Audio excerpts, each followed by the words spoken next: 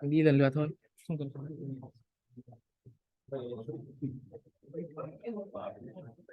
Right, everyone. So now is the editorial for the contest. I'm going to be running through every problem of the contest and show you guys how to solve it. Should we wait like 2 minutes for him to fill out? Yeah. Come closer to the screen Yeah, if you please- want to hear the solution. Please come closer to the screen. Ideally to the spectator row here if you want to see it closely.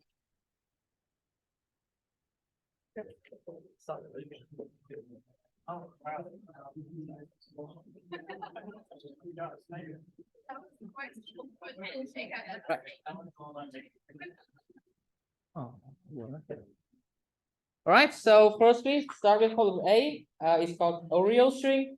Are you guys fine if I don't show the problem statement? Because I can actually show them on the screen while drawing. So, problem Oreo string.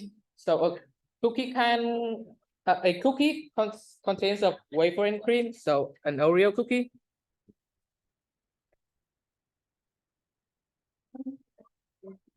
Contains one O and two O's and a re, right? And we want to count the minimum number of cookies we have to take apart to form the string given. So it can be re-O. And to solve this problem, you just need to count the number of re's and count the number of O's.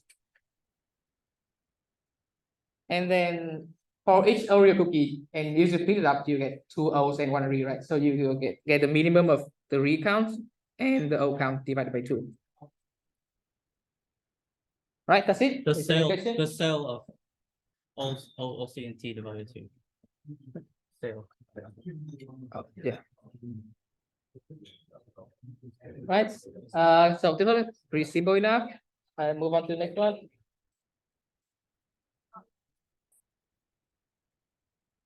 So the next problem is coffee cans. The problem is that you have a bunch of coffee cans, and then you can arrange them whatever way you like, so that the total surface area of everything is minimal.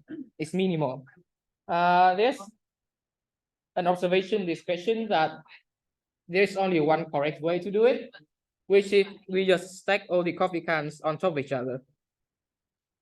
Because if we do it any other way, if two coffee cans are rotated differently, the intersection of those two will be at most aligned, right? And the surface area reduction will be 0. So the only way we have any surface area reduction at all if we stack one on top of another. So we just stack everything on top of another, and the final area is the side area of all these coffee cans plus the surface, bottom and top surface of the largest coffee can. Right, that's it. Right, now we come to problem C.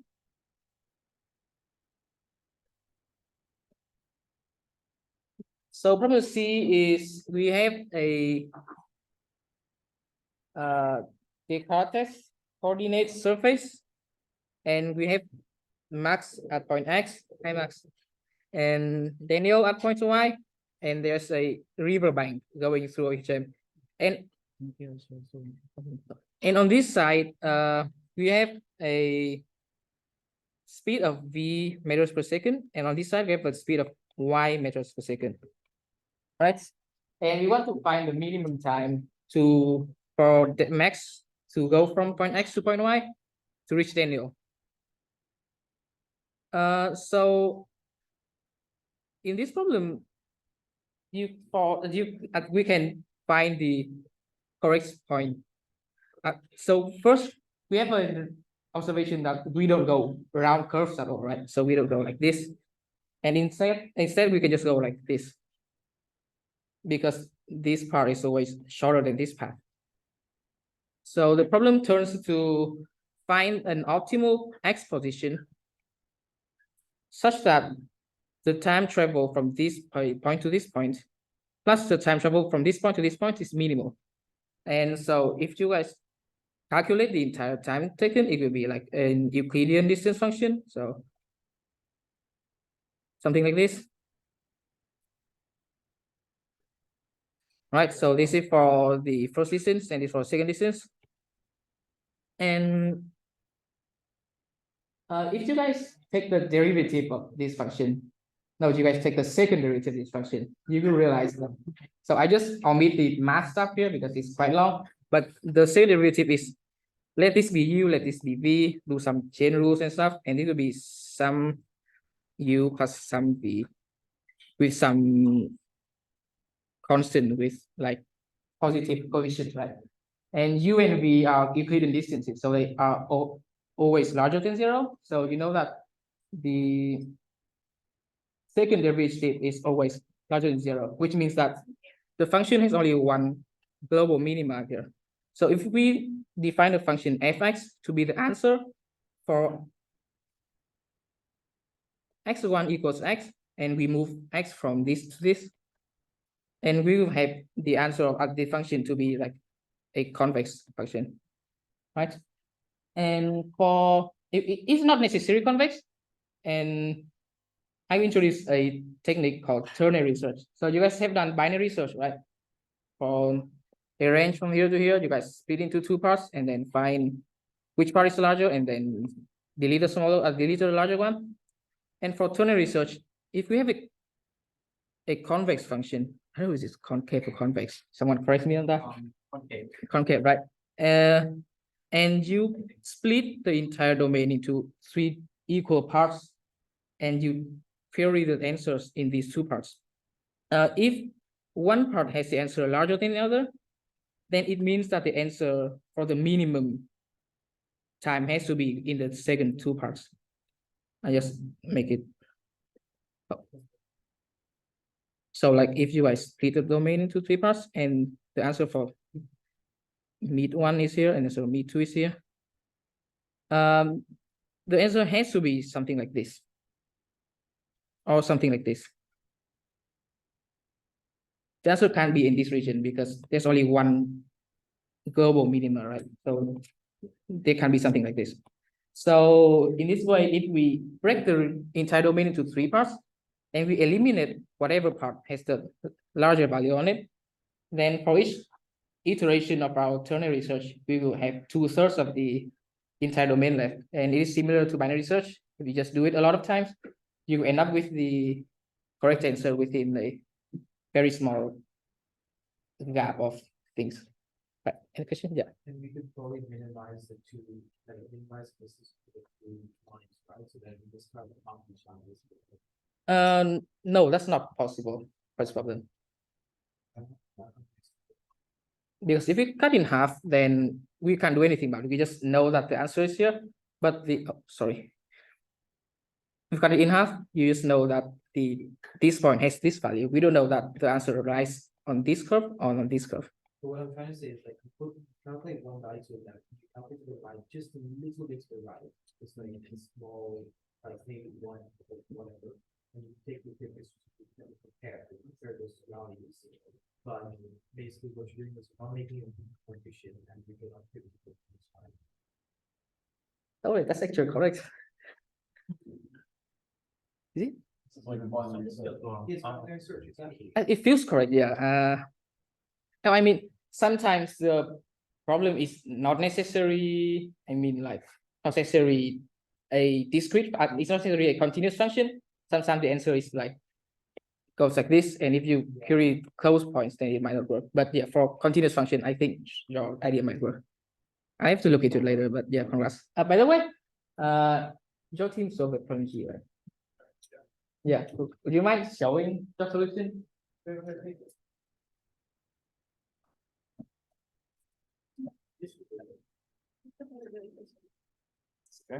Yeah. Hello. Cool. So you had like this, this was the starting point and this was the ending point. Let's just call this x, y, and x2, y2. Oh, sorry. Is this good? You have to Sorry. bring it really close, Yeah. yeah, like kissing it. Okay, I'm gonna kiss it.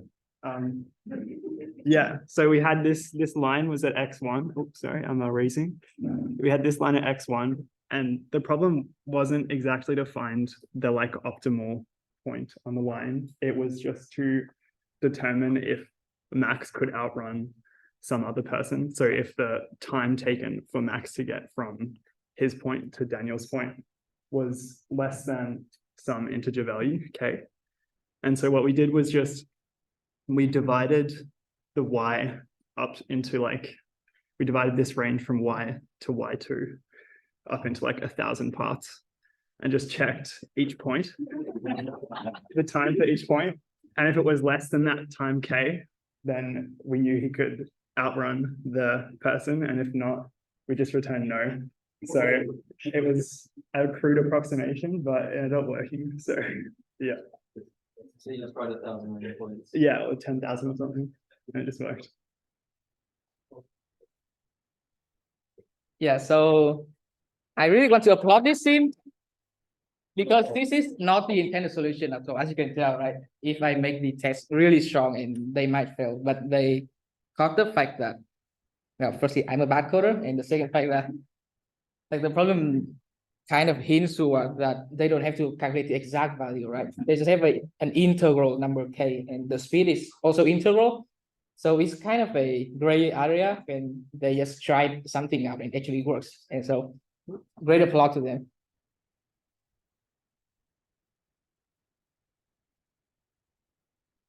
I think there's another team who did a similar approach. It was the first place team. I think so. Your teammate did that. Instead of dividing the I-axis into these intervals, what they did is that they tried 500,000 different points and then just check each one. And it's still under 1 second somehow. I don't know. Ask them. Yeah, I'm not saying there's a wrong solutions. There are brilliant solutions that take advantage of the unambiguous problem statements.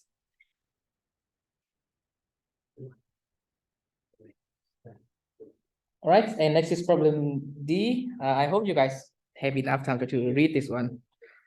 Oh, sorry. So problem D. So I'm just gonna strip out all the nonsense and just start with, this is a tree, right? This is a perfect n-ary tree. And for each move of one player, they can pick any node here and delete every node from that node up to the root of the tree. And the question is that 2 players play a game, and whoever can't make a legal move will lose the game, and whoever did the move before that will win the game. And so I'll just strip down the problem into even more simple stuff. So supposedly we have, yeah, eraser is better. So we have a binary tree, right? And if in the first move, I take this root node, and the game will be left with 2 equal trees, which means that whatever the second player picks on one tree, I can mirror that move on the other tree, which means that I will always get the last move, right? It means I will always win. What about, oh wait, so this extends to quadrupedary trees and hexus something trees as well, because we take the root move, we will split the game into 2 equal parts. And whatever one person do on either half, I can just mirror it on the other half. Right? So for a even number of level of perfection, the first will always win. What about an odd number of childs?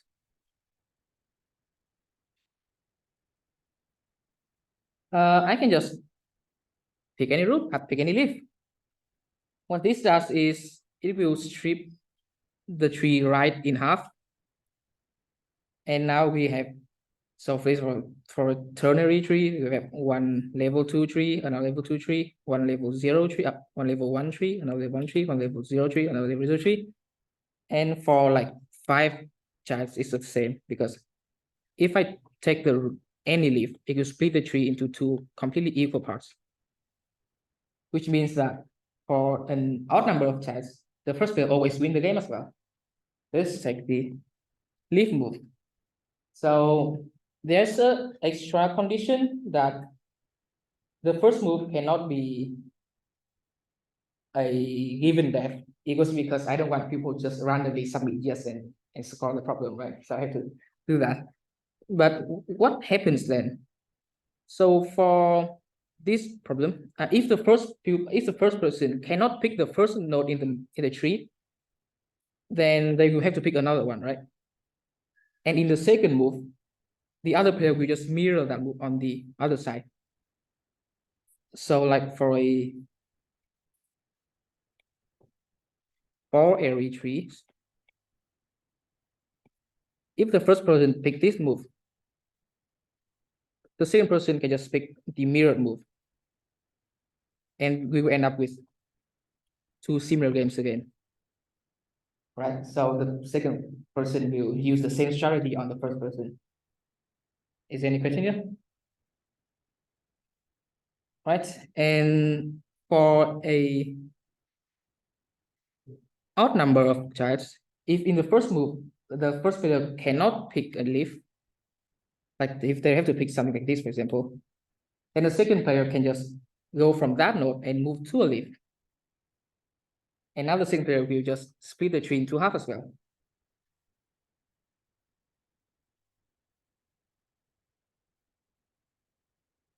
Any questions? It's quite clear, right? So if you just like a 2-layer loop if else thing. Right, I hope I make this clear now.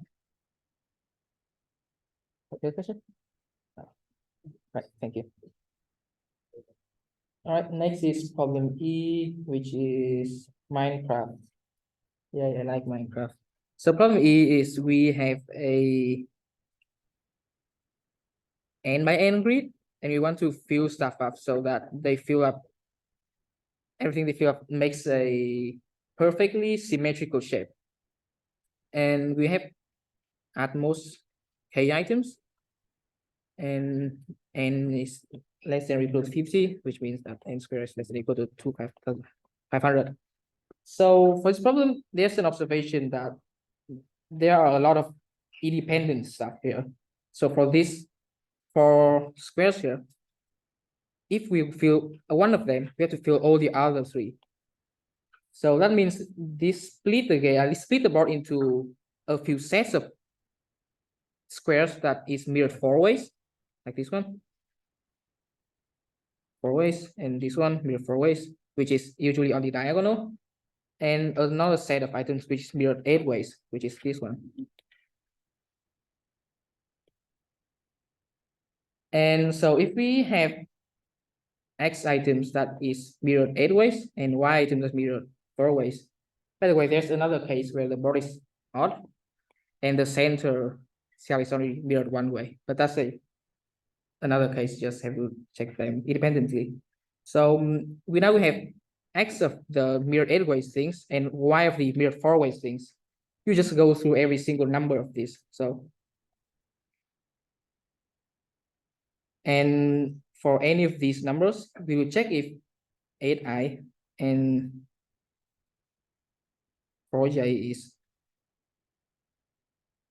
not larger than k, which is the given number of limit we give. Then we'll just pick x choose I and y choose j. Yep. Which means that we will pick any available set, a subset of I out of the x 8 ways things, and we will pick any available subset of the j of the y 4 times things, which is just x choose I times y choose I, y choose j. Right, is that clear?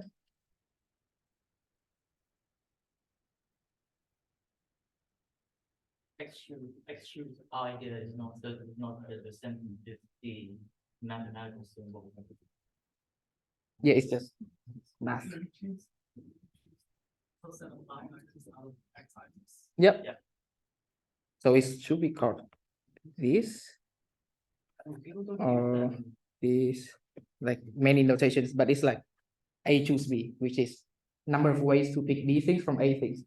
So the way to calculate that is just so for n and k we have k so n ways to choose the first thing, and then n minus one way to choose the second thing, something like that, and then n minus k, is it? Yeah, n minus k plus 1 to way to choose the last thing. And we divide it by the duplicates, which is like 1, 2, and 2, 1. So which is k factorial. And for this products, you guys can make like, do we have enough time for suffix array, suffix and stuff? Yeah, there is a way to calculate this. Just Google this. You can optimize it further by recalculating. Yeah, just Google like calculate combinatorics and choose k something, and this probably is the best way. You don't need that for this problem, because n is relatively small, just 50. Yeah, there's a way to calculate this within like n square as well. So this n square as well, but anyway, just look it up, guys. We don't have time for this. Very sorry. So for next problem is imbalances. So this one is quite straightforward. So for each of the, so for a grid here, we just count the number of imbalances, which is one of these, or one of these, or one of these, or one of these, or one of these, or one of these, that has the first number larger than the sum of the two next number. So this is straightforward. Just go through every single cells at the center, and then like check for the all the 4 directions, and check for the all possible pair of directions, and check for those. So like and yeah, so this represents this vector. No, still small. This represents this vector, and this represents this vector. This represents this vector. This represents this vector. And you guys can check for every possible pair of these guys. So this pair will get this triplet. Something like that. The So two pairs are different. yeah, so basically for check all the different pairs of these guys, check for that triplet, and just count the answer. What goes after F in the alphabet? A, B, C, D, E, F, G. Okay. Sorry, guys. English not my first language. So next problem is, I don't know who wrote this statement. It's very confusing. Let me do it for you. Yeah, let you do that. Okay, silly problem. How do I? Yes, so this is the problem G. It's the trolley problem, but with pieces. Amanda is the president of our club. Is she still? Yes, she's still here. Anyways, so the problem, let me just rephrase it for you guys. We have 2 rails and two rail tracks like this. That's the first one, that's the second one. And on each of the rail track, there are some rails. And okay, so there are n rails on the first track. And that's 1, 2, 3, 4, 5. Let's assume n is equal to 5 here. And similarly, parallel to that first track is the second track, also has 5 rails. I don't need a mic. Can you hear me? No, you can't. He's the mic. Yeah, I don't care. So on each of these rails, we have a couple of pieces slices. For example, on the first rail, there can be 6 pieces. On this, okay, let me change the color. Let's use that. Maybe 2 pieces here, 4 pieces, 8 pieces, 0 pieces even. It can go negative. Similarly for the second rail, so it has maybe 4 pieces here, 5 pieces here, 1 piece here. Just pick random numbers, 3 pieces. And initially, at the 0 moment in time, you have a train that's currently on the first track. It's about to hit the first rail of the first track. And this is Amanda. She is over here. She has a lever. Right, and she has her wham. Let's just say it's 100. That's a very realistic drawing, man. Anyways, so Amanda loves pizza. So the train is about to hit the rails and crush through all the pizzas, right? And she doesn't want that. She wants dinner. So, but eventually some pizza is going to be crushed. So the question here is, how do we minimize the number of pizza that's going to get crushed? So every second, the train is going to move like one rail, like to the next rail. So for example, at the first second, then the train is going to move. So currently the train is on the first track, right? So it's going to move to the first rail on the first track. So it eats 2 pizza. So 2 pizzas are gone. And then the next second, either Amanda can pull the lever, which causes the train to move to the other track. So if she pulls the lever now, the train which is currently here, which get redirected to this square. And instead of taking these 4 pizza, it will take 5 pizza from this square instead. So if she pulls the lever, then it will consume 5 pizzas from this rail. But the cost of this is her WAM get reduced by 1. So now she only has 99 WAM. She can no longer be a PhD student. So the problem here is you can pull the lever as long as the WAM is still above 0. So for example, the train is currently here, right? You can decide to not pull the lever. So the next second, it will consume 1 pizza. 1 pizza is now destroyed. So right now we have destroyed in total 2, which is from here, 5 from here, 1 from here. That's like 8 pizzas already. And then maybe the next second, the manager decide, okay, let's just pull the lever. So now her WAM is 98, and 0 pizza got crushed. That is good. And maybe the next time she decide not to pull, so WAM is still 98, and then the train crushes 1 pizza. So in total, 2 plus 5 plus, I think this is 1 plus 0 plus 1, that is 9. Yeah, 9 pizzas crushed. And we need to minimize this number. If any one of you guys have already learned about dynamic programming, then it might be pretty trivial to you guys that this is a simple dynamic programming problem. And in dynamic programming, what we're doing is we define the state, we define the transition so that we can calculate the state efficiently. So what are the states and what are the transitions? How do I move to the next? Okay, right. So imagine what happens when the train goes. First, it might be in the, all right, 2 tracks. Imagine the train. What happens to the train? There are 2 decisions that you're making at every point in time. You either just not pull the lever, or you pull the, oh my gosh, that's not what I intended to do. Not pull. I pull the lever, so I crush this pizza. Maybe I pull again. Now I jump back here. So the decisions you're making is either you pull or not pull. And that decision is going to affect how the state is transitioned from one state to another. The state here, we're going to define the state as DP, which stands for dynamic programming, nothing else. DP of IJ means the answer to the problem, given that the train is currently on the I track at the J's rail. J's, right. So the train is currently here. And we need to calculate that if the train is currently in this position, IJ, then what is the minimum number of pizza slices that got crushed? So how do we calculate this? Basically, we just find a number of ways we can get to this state. So how can we get our train, put our train to the J rail on the I track? It's really simple. You either go from this track, which is the one right before it, or this track, which is right before it, but on the other track.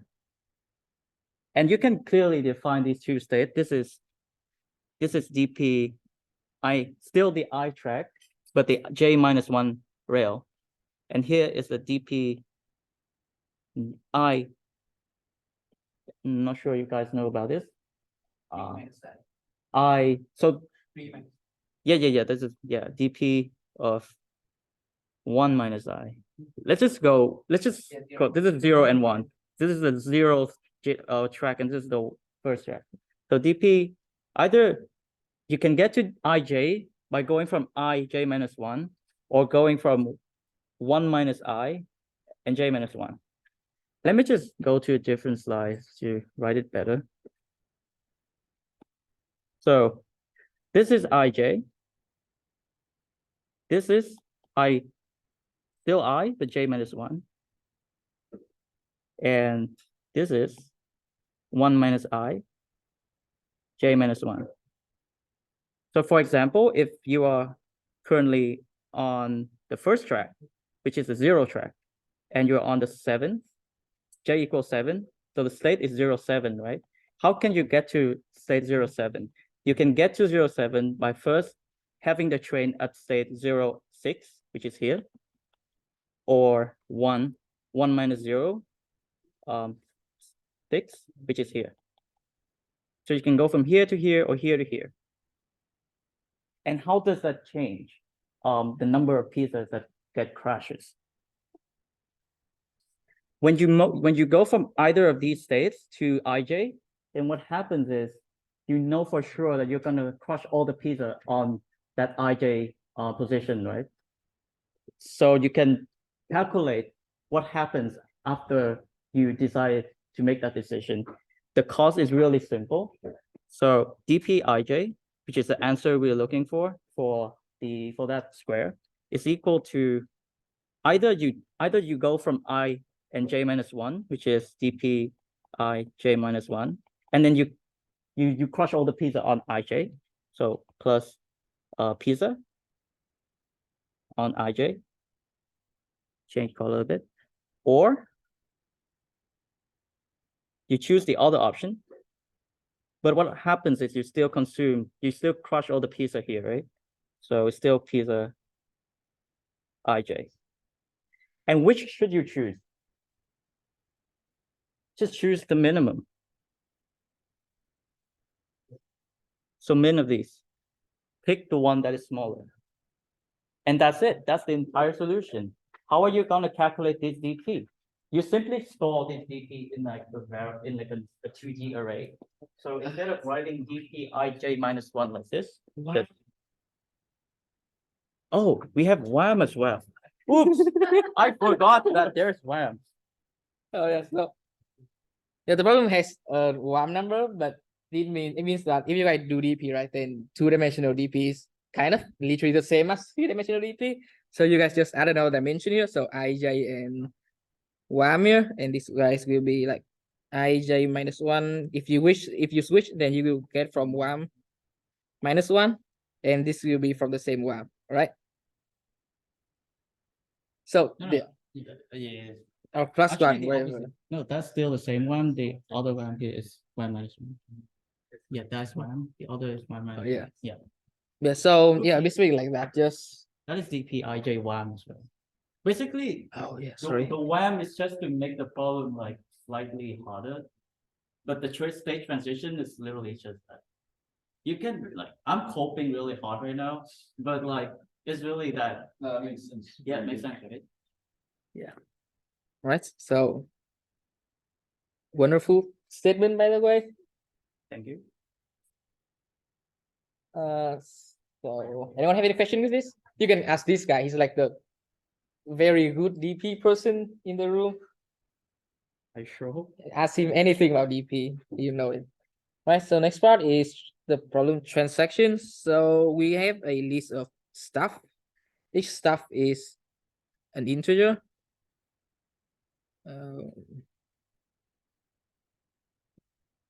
This is, I don't know what that number I just wrote, but yeah. So each of these is an integer, and for each event we either add a number into this, or we remove a number from it, like remove 7. And for each event that happens, you need to find the maximum and the minimum value within that set and find the difference. This problem is kind of evil because in C++, there's this thing called standard C++ set, which is are there duplicates here? Yeah, set is like a set of integers where there are operations like insert, remove, and stuff. Insert, remove, and find the first one, find the last one, and find the lower bound of the middle elements, right? So in this problem, there are duplicate numbers, which means you guys can use multi-set instead. But of course, no one used C++ in the room for some reason. So there's another solution that doesn't use those. So set and multi-set is basically just a binary search tree, right? And where you guys can like 5, 1, 8, minus 5, 3, 7, 11. So you guys can, so for each query, the C++ set is implemented on another kind of binary search tree. Everyone here probably know what binary search tree is. Yeah, you guys did COM 102, right? Please say. But Yeah, so if you guys find, so for any query, you can insert one of the numbers, and there's an operation to insert delete, which is like delete a node and then delete a node, and then spin the tree around to maintain the correct order. But we don't talk about that here. We need something simpler. So how many of you guys have learned about heaps? HEAPs? It's basically a tree that has like in things. So we have a tree which stores the smallest number of the tree in the top node, which is like 8. So 2 and then 3, 7, 8, 10. And whenever we insert a node into heap, for example, we can insert 1, and we just add it to one of the leaves, and then we move this node up until it's no longer smaller than its parents. So if for this node 1, if it is smallest, and we'll swap this with 3. So 3 and then 1, and then we check these two are still small, so then 2 and 1. So these are very simple to implement, right? You guys actually taught this in COM 102, which is like a 2-line code with an array. And so we need to store 2 of these heaps. One is for the minimum, one is for the maximum. And for each of these, whenever there's an event of inserting we just insert it in like normal, right? And whenever there's a delete operation, we will store that number to be deleted somewhere else. Like we can declare a map, or like a dix if you use Python, basically like a hash map to store whatever values are being deleted at the moment. And you guys can see the minimum and the maximum heap of these transactions. And as long as the top node at the top node of the tree, like the largest value here, is within the deleted values, then you guys can remove it and then spin another value up there. And it's the same for the minimum heap. If this number is deleted, then you just remove it from the tree and then you like spin something up there. So 2 and then 3, like that. And that way you can always maintain the maximum and the minimum value inside transaction list at any times, right? So the complexity is obviously n-log, which is the heap complexity, and with like hash map, it can be whatever. All right, any question about the problem? All right, perfect. Next is problem. wait. So if you are you have to use math in C++, then you can just implement the whole solution. I can make my own hash map. Okay. So it's for people who don't know any C. It's like C just has nothing in it, right? C is like an empty slate. So for column I, we have an integer n here, and we find an x and a y whose product is n, and we make an x by y table rectangular grid from this, and we fill numbers from 1 to n into here.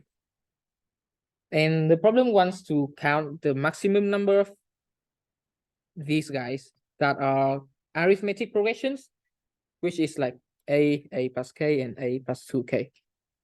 So without the table side in mind, we just start filling the problems. There's a way to just fill all numbers that every single triplet is an arithmetic progression, which is just fill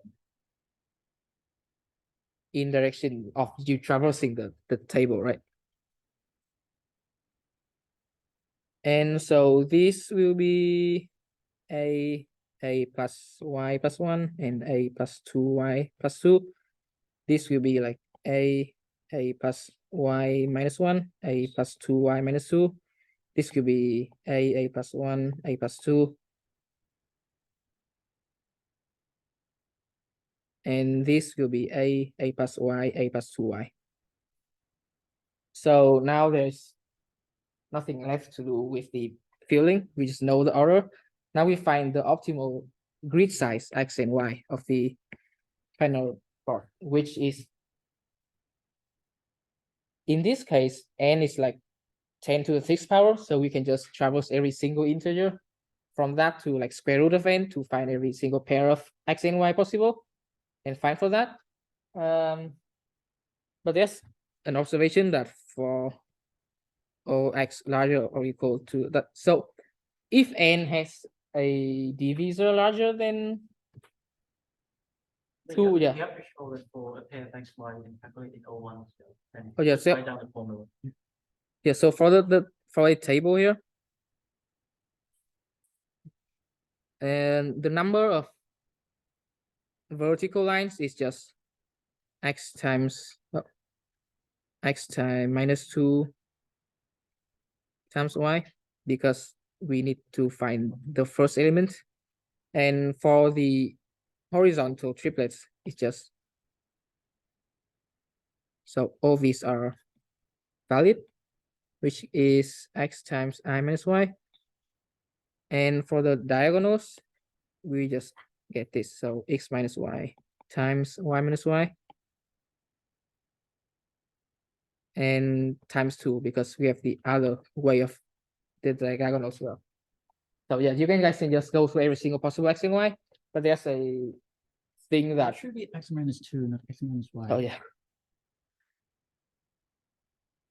So you guys can go through every single value of X and Y, or maybe you guys can, there's an observation that the closer the number is to the square root, the better. But that doesn't apply for numbers with like 2 times prime, because in this case, 2 times prime is worse. You can just note it out and you guys can see basically for one line it's like n minus 2, and for 2 line it's like n minus 2. Yeah, n minus 4. So like n minus 2 n divided by 2 times -2 times 2, something like this. So yeah, just a bit random stuff. And now to the final problem. Yay, we're almost through everything. For this problem, we have a set of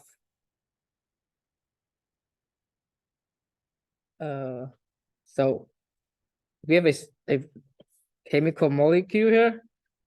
I have not fact checked this, so any of you my biochem major can add me in this later. But so you have a normal fecal molecule, which is a chain of sucrose molecules, which is made of glucose and fructose molecules, E and F. And it's in an alternating pattern. And in this case, we have a scramble string, which is G, G, G, F, F, F. And we want to find the least possible number of swapping between the two adjacent things that turn the scramble string into the original string. So for this problem, there are 2 possible ways, like GF, GF, or FG, FG. You can try either of these separately, like try one and try the other in the same way. So I just check for this one for now. So there's an observation that we never swap 2 G's because they will end up in the same string, right? So there's no point in swapping the 2 G's. So if we number the G's like G, G, F, F, G, F, if we number of these into 1, 2, and 3, like index them, then the order never change, right? So in the end, we will G, F, G, F, G, F. So it's 1, 2, and 3, which means that from this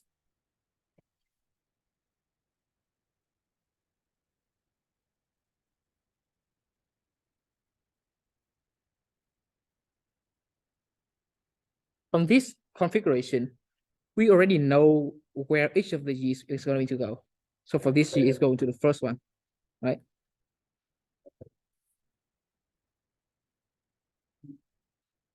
And for the second G, it go into this G. Is that correct? And for this G, it go into this one. And for this one, it go into this one. And another observation is that for each possible swapping movement, we can get only one G, one spot closer to its supposed order, right?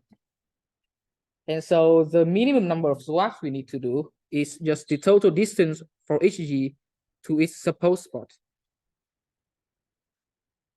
And you guys can calculate this very easily with going through each G. If this one is a G, then you can like add the supposed position. So if I just write a pseudocode then for E from 1 to S, the size of S, and if SI, so the set is the string is index from 1, right? If add character is equal to G, then that means that pos is always the position of the letter G we want to move to, right? Any questions? No. So for each of these, we just add the answer a value, which is the distance of that of that G to the position is supposed to be. And so the total value of everything is the answer. Wait, but it's also valid that there's like, if it's a string that's beginning with F and ending in G, it also works. So like GFGF would work, but like FGFGF is also a possibility. Yeah, then we can just start position from 2 instead of 1, because it will just be the same thing. Right. Right. Yeah, that's everything. So like, wait, so you don't know which one's going to be, so you just try both. Yeah, try both of them. That's good. That's it. Oh, you guys have fun? What you found about what is